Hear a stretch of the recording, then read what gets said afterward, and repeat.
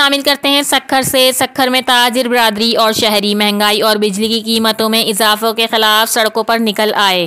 ताजिर बिरादरी और शहरियों का शहर के मरकजी इलाके घंटा घर चौक पर धरना।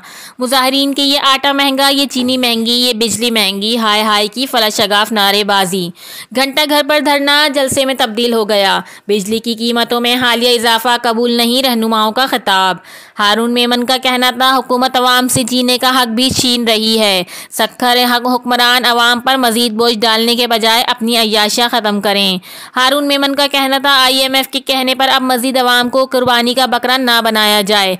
निगरान हुकूमत बिजली, गैस और पेट्रोलियम मसनूआत की कीमतों में इजाफा फौरी वापस ले। मजीद उनका कहना था अवाम के सब्र का इम्तहान लिया जाए जितना वो बर्दाश्त कर सकें। ऐसा ना हो कि फिर अवाम सड़कों पर हों, फिर ना कोई तख्त रहे और ना ताज बाकी रहे।